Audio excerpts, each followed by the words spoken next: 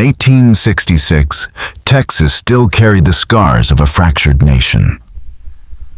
Federal troops tried to maintain order as defeated Confederate soldiers returned to a land they no longer recognized, and the vast frontier remained a place where law was more rumor than reality. Along the Brazos River, the Monahan family would etch their name into the blood-soaked soil of Limestone County. But this story begins with a weary young journalist named Thomas Cavanaugh. After years documenting the horrors of war for the New York Tribune, Thomas longed for stories of hope, yet his editor had other plans. A thin folder slid across his desk contained reports of travelers vanishing along southern trade routes. Armies were too occupied with rebuilding to investigate, and the disappearances could be bandits or something far worse. Despite his protests, Thomas was sent south. By June, with the Texas sun already brutal, he found himself in a stagecoach bound for Limestone County, the folder heavy in his bag. The journey south revealed a tense, fractured land. A Confederate veteran with one empty sleeve eyed Thomas with contempt, asking if he had come to gloat. When Thomas explained his mission, fear flickered across the man's face. He warned him to leave the matter alone, then vanished at the next stop. Days later, as the stage rattled into the countryside, Thomas pored over the reports. Merchants, farmhands, freedmen, all gone without a trace along a stretch of road by the Brazos. His driver, Elijah, cautioned him to avoid the South Road after dark and hinted that the Monahan family might know more than they should. Limestone County showed the devastation of war, abandoned farms, displaced families, Union patrols. The town of Grosbeck was small, wary, and slow to trust strangers, especially Northerners. At the sheriff's office, Thomas met Malcolm Dawson, a weathered man who marked a map with red X's for every disappearance. Dawson described the Monahans as Irish immigrants who had settled 15 years prior, a family of 6 living on poor land keeping to themselves, yet whispered about by neighbors. There had been incidents, livestock stolen, strange noises, a peddler's cart abandoned near their property. Their eldest son later wearing the peddler's coat. A family of freed slaves vanished after asking directions. And recently, a wealthy cattle buyer's horse returned without its rider.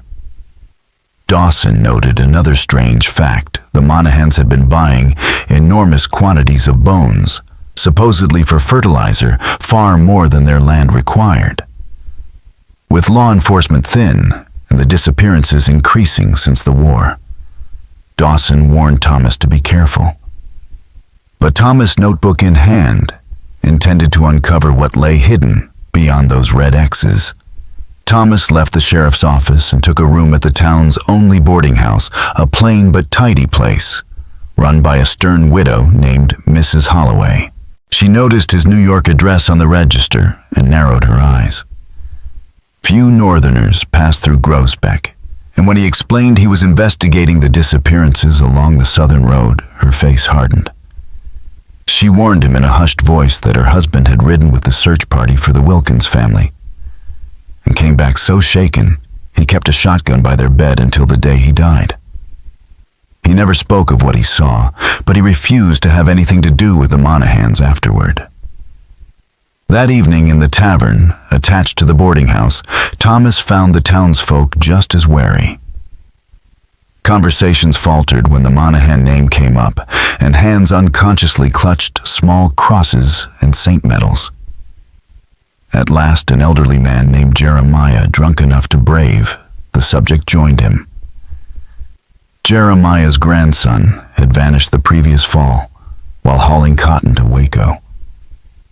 The boy's horse was found near the Monahan property, but the cart and the young man were gone. A week later, Jeremiah had seen Patrick Monahan wearing William's distinctive pocket watch, blood still on the chain. Patrick claimed he bought it from a peddler, but Jeremiah never believed him. He told Thomas that anyone who crossed the Monahans either left town or suffered mysterious misfortunes. There was something unnatural about the way they looked at people, like they were calculating worth. Jeremiah suggested he seek out Esther, a former servant of the Monahans, the only one who had ever managed to leave their household alive. As Jeremiah left, a younger man warned Thomas about what his brother had witnessed in Waco. Patrick Monahan came every month to buy bones from the slaughterhouse, and recently he had asked for human remains from paupers' graves, claiming it was for study. The manager refused, and within days his prize dog disappeared, followed by a strange illness, striking his youngest child, leaving their body covered in unexplained marks. That night, Thomas returned to his room unsettled. Through flashes of lightning, he thought he saw a figure in the street below, staring up at his window, tall and still, with its face hidden beneath a hat brim. When the next flash came, the figure was gone. His sleep was restless, filled with dreams of walls made from bones and pale faces lurking in the dark. Before dawn, he woke drenched in sweat, determined to find answers. In the morning, he followed Jeremiah's directions to a small cabin at the edge of town. Esther was on the porch, shelling peas, her face worn but strong. When Thomas introduced himself and asked about the Monahans, she refused at first, but as he explained that his goal was to stop the disappearances, she relented and gestured for him to sit. She told him the family's darkness came from Patrick. At first the work was hard but ordinary, until animals began vanishing, and Patrick built a locked room beneath the barn, a place no one but his older sons could enter. At night, strange sounds drifted from there, sometimes crying. One night, while delivering fresh linens, she overheard the family talking about a traveler who had stopped for water. Margaret said the man had good meat on his bones, and the children excitedly asked if they could help process him like the last one. Esther dropped the linens and ran. The next day, Patrick accused the servants of stealing a watch. When he questioned her, she lied, but that night they came for her daughter Mary, barely 14. They claimed Mary had run away, but Esther knew she was dead. She told Thomas Mary had a crescent-shaped birthmark on her right shoulder, and a week later she saw Margaret wearing a bone pendant carved into that same shape. When Esther looked at it, Margaret smiled and told her it was made from the finest bone. A week after Mary vanished, Esther escaped under the protection of Union soldiers. She never returned to the Monahan farm until after the war. And when she told Sheriff Dawson what she had seen, no one wanted to believe her. When Thomas asked if there was anything that could serve as proof, she was silent for a long time, before finally speaking of the chapel. Deep on the Monahan property, past the North Field, Patrick had built a private chapel where no slaves were allowed. Once she carried medicine there to a sick boy, and what she saw inside haunted her forever. The walls weren't made of wood or stone, but of bones. Human bones, some still clinging to scraps of flesh. At the center stood an altar, grotesque and unnatural, decorated with body parts and strange symbols painted in blood. Her voice shook as she gripped Thomas's arm and warned him to refuse any food or drink offered by the family. Whatever they served was not from any creature God had made. Then she told him one last thing. The Monahans weren't normal. During the brutal winter of 1859, when livestock and people froze in the fields, they walked the land in shirt sleeves as if it were spring. And she once saw James, the eldest son, lift an overturned wagon that would have taken 4 grown men to move. In certain light, she whispered, their eyes didn't look human at all. Though Thomas dismissed some of this as fear-fed exaggeration, her words weighed on him as he walked back toward town. What kind of family inspired such terror, and what was hidden behind the fences of their isolated homestead? He repeated all of this to Sheriff Dawson, who admitted the stories were disturbing, but reminded him there was no evidence. Without proof, he couldn't act. Thomas swore to get that proof himself. He planned to visit the Monahan property, posing as a journalist, writing about families rebuilding after the war. If they had nothing to hide, they would not turn him away. Dawson, deeply uneasy, agreed to organize a search party to follow if Thomas did not return by nightfall the next day. With this thin layer of protection, Thomas prepared carefully. He packed a notebook, pencils, a pistol, provisions, and a bottle of fine whiskey as a gift. He even wrote a detailed letter to his editor, sealing it and leaving it with Mrs. Holloway, instructing her to mail it if he had not returned in 3 days. Then, he set out south. The farther he rode from Grosbeck, the wilder and more desolate the land became. Cultivated fields and fences disappeared, replaced by dry scrub mesquite trees and empty stretches of sun-scorched earth. He passed unremarkable spots where, according to the sheriff's map, entire wagons and families had vanished. Once he thought he saw something white in the brush, but it was only a bleached branch. At last, the Monahan farm came into view. Unlike the ruined farms he had passed, this one looked prosperous. A tall wooden fence surrounded a large farmhouse, a barn, and several smaller outbuildings. The buildings were in good repair, and 2 fine horses grazed in a corral. The fence itself looked less like it was meant to keep animals in and more like it was meant to keep people out. Thomas approached the gate. From the barn stepped a tall, broad-shouldered young man with red hair, freckles, and an unsettling, predatory grace. A rifle rested casually in his hands. When he asked Thomas's business, Thomas raised his hand slightly, introducing himself as a journalist from the New York Tribune, writing about families rebuilding after the war, explaining that the sheriff had mentioned the Monahans as a family of resilience. The young man's expression remained flat, his gaze cold and appraising. But after a long moment, he lowered the rifle slightly and told Thomas to wait. As he waited, Thomas studied the property. Heavy iron locks sealed the barn doors. All the house windows were closed and shuttered despite the heat. Near an outbuilding lay a pile of bones far larger than a farm would normally produce, and the entire place was unnaturally silent, without the usual sounds of chickens barking, dogs, or livestock. Minutes later, an imposing figure emerged from the house, Patrick Monahan. Over 6 feet tall, with a full red beard streaked with gray and piercing blue eyes, he moved with quiet confidence. Despite the oppressive heat, he wore a formal black coat, giving him the look of a prosperous landowner rather than a farmer. His Irish lilt was faint, but still present as he greeted Thomas by name, his eyes sharp and measuring. Patrick welcomed Thomas with a smile that didn't reach his eyes, and after a long pause, opened the gate. He offered dinner and a chance to meet the entire family, calling it an opportunity to show there was little to hide.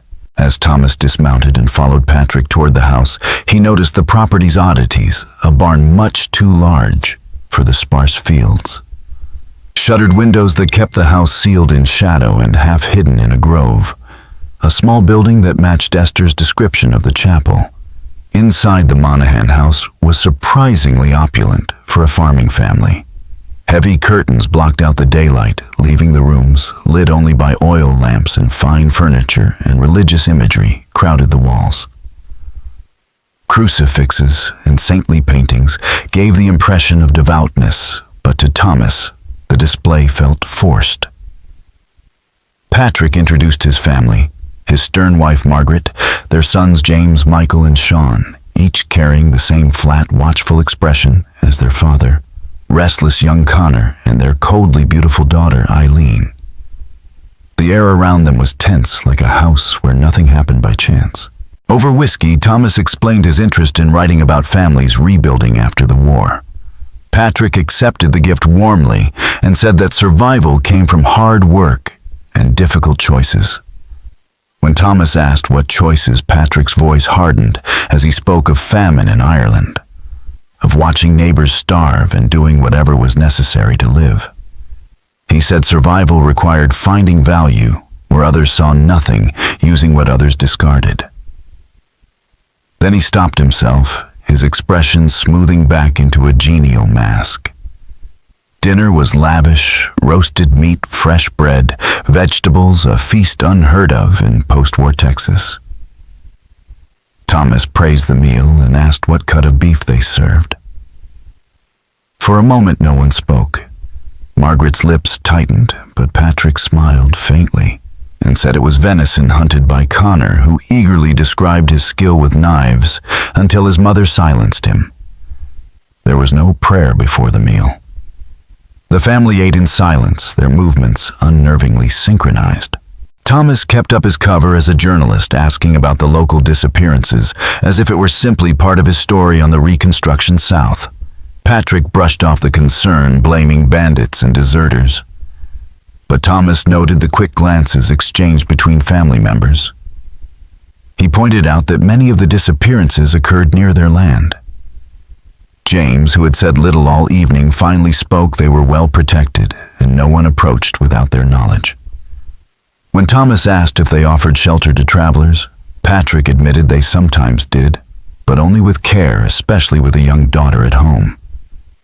At that, Eileen smiled with demure politeness, but her eyes stayed on Thomas, cold and appraising, never breaking their unsettling stare, as if she were studying every detail of him, for reasons she had no intention of sharing. The Monahans ended the meal with a pudding and small glasses of whiskey poured from Thomas's gifted bottle.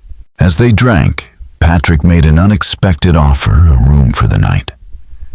He spoke casually, yet there was a subtle weight behind the words. Thomas felt a cold knot form in his stomach. Staying would give him access to their world, but it might also trap him in it. Refusing outright might raise their suspicions. He smiled politely and declined, explaining that Sheriff Dawson expected him back before nightfall. At the mention of the sheriff, Patrick's expression tightened. When Thomas added that Dawson knew exactly where he was, the tension eased, but the conversation grew cooler. Rising from the table, Thomas asked if he might see the family chapel before leaving a detail he said would enrich his story. A deep silence settled over the room. Margaret's grip on her glass tightened. James shifted closer to his father, and Patrick finally replied that the chapel was under renovation and not fit for visitors. Thomas accepted the refusal with a nod, but pressed once more about their traditions. Margaret's voice cut in sharp and controlled, explaining that their faith followed older ways, older than Protestant churches, ways that had carried their ancestors through centuries of hardship. Thomas stored the words away like evidence. As they walked him out, his eyes were drawn to a heavy door at the far end of the hall. It was bound in iron and scarred by deep scratches near the base. When he asked casually if it led to a cellar, Patrick's voice snapped like a whip. Storage, nothing more. At the gate, Patrick shook his hand with a grip that felt more like a test of strength than a gesture of courtesy. He wished Thomas safe travels and hinted again at the dangers of being caught on the roads after dark. Mounting his horse, Thomas thanked the family once more and forced himself to ride at a calm, steady pace until the bend in the road took him out of sight. Only then did he press his heels into his horse's flanks, urging the animal forward at speed. The shadows had grown long and thin, leaving him perhaps 2 hours of daylight to reach Grosbeck. He should have turned for town, but the unanswered question of the chapel pulled at him. He guided his horse off the road and into a thicket of trees where he could watch the Monahan land without being seen. From there he spied the family resuming their tasks. James and Sean working near the barn, Connor chopping wood. Patrick in conversation with Michael. Margaret and Eileen were nowhere to be seen. Staying low, Thomas made a wide circuit through the cover of hills and brush until he found a spot that overlooked the small chapel Esther had described. It stood at the far edge of the property, a 20-foot square structure of pale gray-white material that seemed unlike any building in the area. A rough wooden cross was fixed above the door. He could not yet see if the walls were what he feared, but the sight alone made his breath shorten. Then he saw Connor carrying a bundle wrapped in cloth toward the chapel. Thomas tethered his horse and moved on foot, closing the distance as quietly as possible. But a sound behind him made him stop. Hoofbeats, fast and closing. Dust rose on the trail he had taken, and the riders were closing in. He sprinted back to his horse mounted and spurred the animal into a gallop, heart pounding as the chase thundered behind him. The road forked ahead. He veered right, plunging into the forest, where low branches lashed at him and the narrow trail twisted through the trees. Behind him, voices shouted urgent and confident. They knew these woods far better than he did. James's voice carried clear through the thicket circle around. "Don't let him reach the road." A gunshot cracked through the air, a splinter of bark exploding just inches from Thomas's head. He ducked low and clung to the horse's neck, urging it on as its breath grew harsh and heavy. The trees opened suddenly onto a clearing where an old trapper's cabin sagged in ruin. He dashed for it, dismounted, and pulled his horse behind the structure. Drawing his pistol, he crouched at the corner, counting 3 riders as they burst into the clearing. James and the twins' rifles ready, their faces set and predatory. From outside the cabin, James's voice echoed through the clearing, confident and taunting. "We know you're here, Kavanaugh. No reason to make this difficult. Father just wants a word." Thomas crouched low, heart racing, weighing his options. The thin walls of the cabin offered no real defense, and they outnumbered him 3-1. His only advantage was that they seemed intent on taking him alive. For now. As the brothers moved to surround the cabin, he noticed something strange at his feet, a depression in the dirt partly covered with branches. He brushed the debris aside and found an iron ring attached to a concealed trapdoor. With no time to hesitate, he pulled it open and dropped into the darkness below, closing it just as boots crunched against the cabin walls overhead. The space beneath was narrow, stifling, and smelled of damp earth mixed with a stench he recognized all too well from the battlefield's rotting flesh. He struck a match. The faint flare revealed what the room contained. Saws, knives, cleavers, all streaked with dried blood. Jars filled with preserved, unidentifiable specimens, and piles of bones. Human bones arranged with a grotesque precision. Thomas's stomach turned. Above him, the brothers searched the cabin, overturning furniture, muttering to each other as they looked for him. It was only a matter of time before they found the trap door. Feeling his way along the walls, his hands found an opening, a narrow tunnel leading away from the cellar. It was barely wide enough to crawl through, but it was a chance. He forced himself into the tight passage, scraping his elbows against the dirt. Using the flicker of matchlight when necessary, he crawled through twisting passages that seemed to go on forever. The air grew colder and heavier. Twice he startled colonies of bats that rushed past him in a flurry of wings. Once his palm came down on something brittle that crumbled under his weight, a small skeleton that looked disturbingly human. After what felt like an eternity, the tunnel widened into a low chamber. His next match revealed a grim holding cell chains bolted to the walls, a bucket in the corner, and scratches carved into the dirt walls. Names, dates, desperate messages. One fresher than the rest read, "God has abandoned this place. May he forgive what I have become." Beyond the chamber, the tunnel sloped upward. The air grew cooler, fresher. At last, his fingers touched wood above him. Carefully, he pushed, and the trapdoor gave way to the fading light of sunset. He had emerged in a wooded area some distance from the cabin. The forest was quiet. No sign of pursuit. He could ride hard for Groesbeck and bring the sheriff back. But he hesitated. Without proof, the Monahans would deny everything.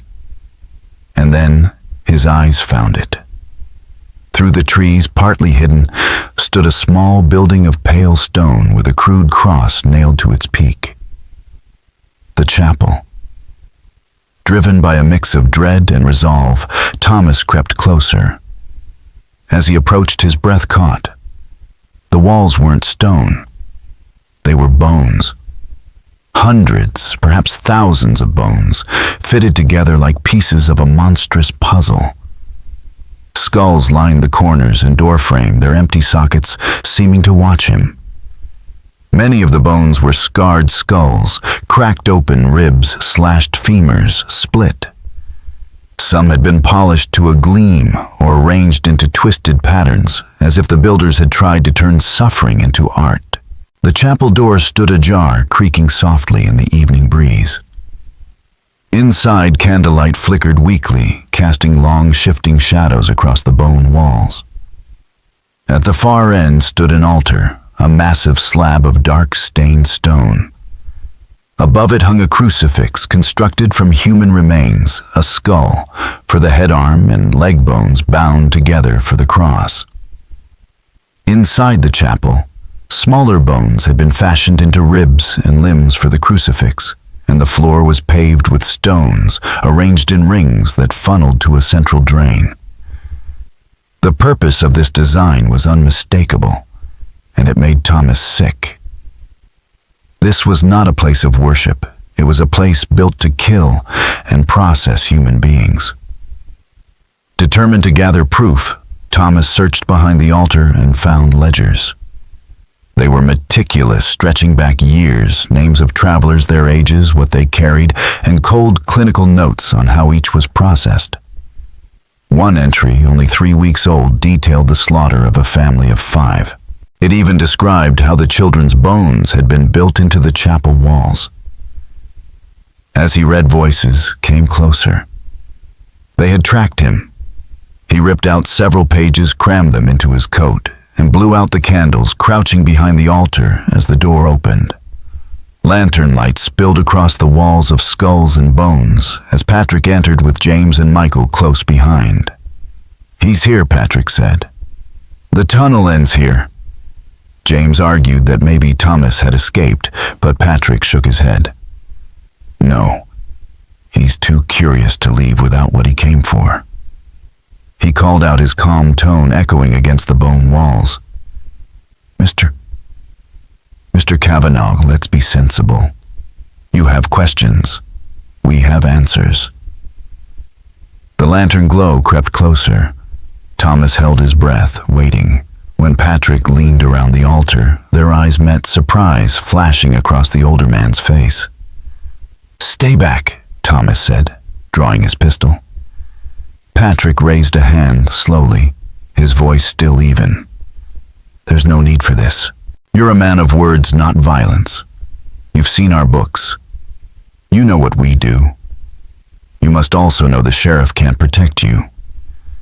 By the time he gets here, there will be nothing left to find." "I've already sent word," Thomas replied. "If I don't return, they'll come." Patrick smiled faintly. "And we'll be gone. But it doesn't have to end that way. You could choose differently. Join us." The offer was spoken so plainly that for a moment it didn't seem real. "Join you," Thomas said. "You kill people, butcher them, and you want me to help you do it." "We make use of what the world throws away," Patrick said. "The weak, the lost, the forgotten. Others waste them.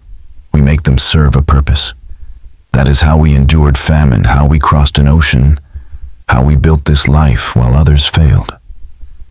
He stepped closer, his eyes glinting in the lantern light. "Think, Mr. Kavanaugh. What awaits you in New York? Endless drudgery for men who care nothing for you. Here you could belong to something greater. Something greater. Thomas spat. It's murder. You prey on the desperate. No different than what nations do. Patrick answered. The Union destroys the South to keep power. England let my people starve so its empire could thrive. We simply tell the truth. We consume as the strong always have. For a moment, silence filled the chapel, broken only by the hiss of the lantern. Then faintly at first, Thomas heard the sound of hoofbeats, dozens of riders closing fast. Dawson and his men were coming. Then my answer is no, Thomas said. Patrick's calm expression twisted into fury. James Michael, secure the door. We'll take the tunnels. He drew a long curved knife from his coat, its edge catching the candlelight. A pity, Mr. Kavanaugh, he said softly. You would have made a valuable addition to the family. Patrick sneered, his voice cold. Then you'll make a satisfying meal. Thomas fired. The pistol's report boomed through the chapel, and Patrick staggered back with a cry, blood soaking his coat, but he didn't fall. Before Thomas could fire again, James lunged out of the shadows, slamming him into the altar. The pistol clattered across the bone-paved floor as James's hands clamped around his throat. Thomas's vision blurred at the edges. Gunfire erupted outside and the chapel door burst open as Sheriff Dawson and his men stormed inside. The sudden chaos forced James to release his grip, but as he tried to flee, Dawson's deputy shot him down. Michael dropped his weapon in surrender, but Patrick slipped through a hidden door behind the altar, vanishing into the tunnels. Gasping for air, Thomas pointed to the open passage. The tunnels, he rasped. He's escaping, and there are others at the house. His wife, 2 sons, a daughter.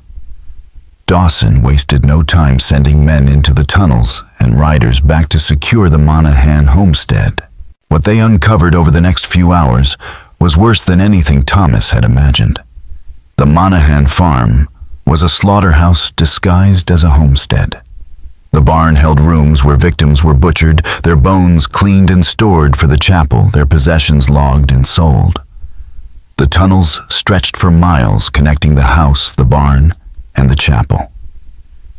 In the house, Dawson's men found Margaret and Sean Monahan, along with blood-stained clothing, jewelry belonging to missing travelers, and ledger after ledger cataloging the family's atrocities. Connor was captured in the woods clutching a small box filled with human teeth. Only Eileen and Patrick escaped, disappearing into the deeper tunnels before anyone could stop them. By the time the sun rose, the nightmare had come to light. Thomas sat outside the sheriff's office, wrapped in a blanket, his hands shaking as he wrote everything down. Dawson joined him, offering coffee. You're a brave man, Kavanaugh, he said. Foolhardy, but brave. Without you, we'd never have known. What happens now? Thomas asked. Justice Dawson said grimly. The evidence is overwhelming. Margaret and the boys will hang. We'll keep searching for Patrick and that girl. They can't have gone far. But history tells a different story. Patrick and Eileen were never found. There were whispers of sightings, Louisiana, Mexico, even as far north as Canada. Some believed they'd started again, building another chapel of bones in some distant wilderness. Others claimed the tunnels swallowed them whole. The town burned the Monahan farm to the ground. The bone chapel was torn down its walls, buried in unmarked graves, and the tunnels collapsed. Within a generation, the land returned to the wild, but the legend endured. Thomas's account made him famous, but the horrors he witnessed haunted him until his death in 1901. In his final journal entry written days before he died, he confessed to seeing her, an older Eileen Monahan, standing across the street from his home. Their eyes met. She smiled and raised a finger to her lips before vanishing.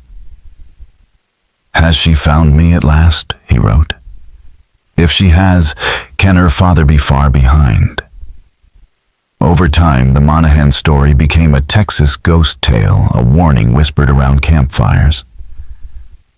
Yet even now, travelers sometimes speak of an old man and his daughter offering supper in the wilderness and in remote, forgotten places. Explorers have found structures built of pale bones, weathered but still standing.